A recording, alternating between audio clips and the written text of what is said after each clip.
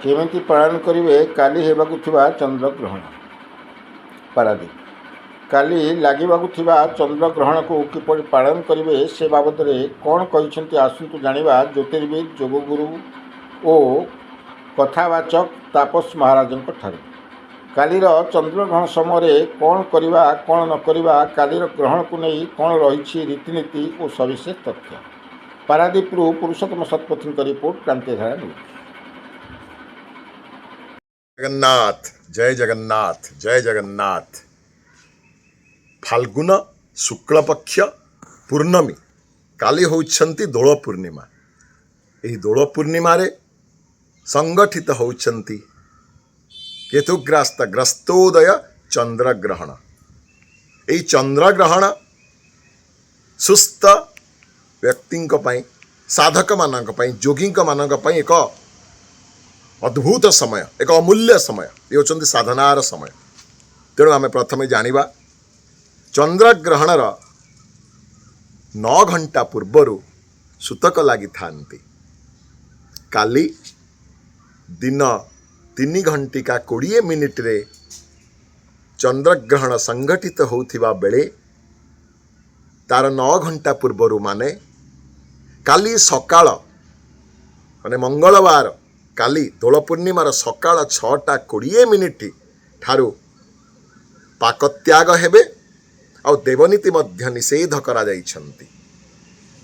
पाकत्याग करा जाइछंती, खाद्य को निषेध करा जाई नाहंती। जो माने उपवास करिया को चाहिबे, खाद्य खाइबा को चाहिबे नाही, आमे तां गोटे परामर्श देबु। जदि आपणक आखपाखरे आयुर्वेद डाक्तर अच्छन तांको नाड़ी परीक्षा करई नियकिरी तापर तांकर परामर्श रे आपण उपवास करंतु। तेणु आजिकाली तो समस्ते फास्टिंग करुचंती, गोटे सुवर्ण सुजोग। ग्रहण स्पर्शर समय होउछंती काली दिन 3 घंटिका 20 मिनिट 3:20 तार 9 घंटा पूर्वर पाकत्याग। काली मंगलवार सकाळ 6:20 ठारू सर्वमोक्ष पर्यंत, सर्वमोक्ष होउछंती संध्या 6:50 आम 51 मिनिट मध्य धरिले भल। तेणु ग्रहण समय रे स्पर्श समय सर्वमोक्ष पर्यंत आ तार मध्यवर्ती समय होउछंती 5 घटिका 6 मिनिट 5:06 काली ग्रहण स्पर्श करिवे दिन 3:20 रे। मध्यवर्ती समय होउछंती 5:06, सर्वमोक्ष हेबे 6:50 संध्या समय रे। तेणु या ग्रस्तोदय कहीं कहुई, कारण ये सूर्य उदय बेलू सूतक लगुवा को ग्रस्तोदय कहुई। तेणु यही समय आम कौन करवा, जो मैंने सुस्थ अच्छा, जो मैंने साधक योगी तपस्वी तांको एक अद्भुत समय, एक अमूल्य समय। जो मैंने वैष्णव साधक अच्छा, जो मैंने मंत्र नहीं से माने मंत्र जप करंतु। जो मैंने महाविष्णु जगन्नाथ महाप्रभु को भल पाँच 12 अक्षर वासुदेवंकर मंत्र उच्चारण करिवे, नचेत अष्टाक्षर नारायण मंत्र जप करिवे। गुरुमंत्र जदि पाइछन्ति ता बहुत भल। शैव्य माने पंचाक्षर शिव मंत्र किंबा षडाक्षर शिव मंत्र जप करिवे। शाक्त माने माँ दुर्गांकर मंत्र जप करि पारिवे, चामुंडांकर मंत्र जप करि पारिवे, सप्तशती चंडी पारायण मध्य करि पारिवे घरे से समय रे। जो माने गणपति को उपासना करंती गणपति अथर्व शीर्ष पाठ करि पारिवे, सुनी पारिवे, गणपतिंकर मंत्र जप करि पारिवे। जो माने सूर्य को उपासना करंती काली से माने आदित्य हृदय स्तोत्र सूर्य उदय समय ब्रह्म मुहूर्त उठी 6:20 पूर्वर स्नान करें, सूर्य को अर्घ्य देवे, आदित्य हृदय स्तोत्र पाठ करेंगे। जदि पाठ न करि श्रवण करेंगे। देवी उपासक माने जो माने शक्ति को मानती, कारण शक्ति बिना सृष्टि असंभव, से माने देवी कवच शुणिबे, महालक्ष्मी अष्टकम पाठ करि पारिबे, लिखि पारिबे। काली होचे एक सुंदर समय। तेणु जो खाइबा विषय रे आमे जानिबा, बालक ଅସୁସ୍ଥ ବ୍ୟକ୍ତି, ଆତୁର ବ୍ୟକ୍ତି, ବୃଦ୍ଧ ବୃଦ୍ଧା, ଗର୍ଭବତୀ ମହିଳା, ଶିଶୁମାନଙ୍କ ପାଇଁ ଖାଦ୍ୟରେ ବାରଣ ନାହିଁ। ପାକତ୍ୟାଗ ଯେହେତୁ ସକାଳ 6:20 ହେଉଛନ୍ତି, ତେଣୁ ଯେଉଁମାନେ ବିନା ଖାଦ୍ୟରେ ରହିପାରିବେ ନାହିଁ ସେମାନେ ଚୁଡ଼ା, ଗୁଡ଼, କଦଳୀ, ଉଖୁଡ଼ା, ମୁଢ଼ି ଖାଇପାରିବେ।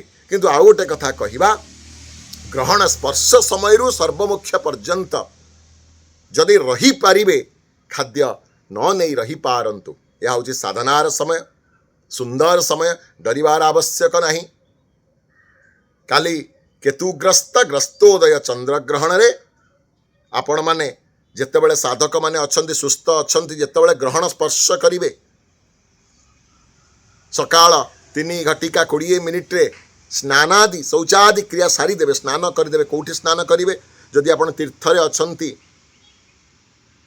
ତୀର୍ଥରେ ସ୍ନାନ କରନ୍ତୁ। ଯେମିତି ଶ୍ରୀକ୍ଷେତ୍ରରେ ପଞ୍ଚତୀର୍ଥ ଅଛନ୍ତି, ସ୍ନାନ ସେଠି କରିପାରିବେ। ଯଦି ପାଖରେ ନଦୀ କିଛି ପ୍ରବାହିତ ହେଉଛନ୍ତି, ସେଠି ସ୍ନାନ କରିପାରିବେ।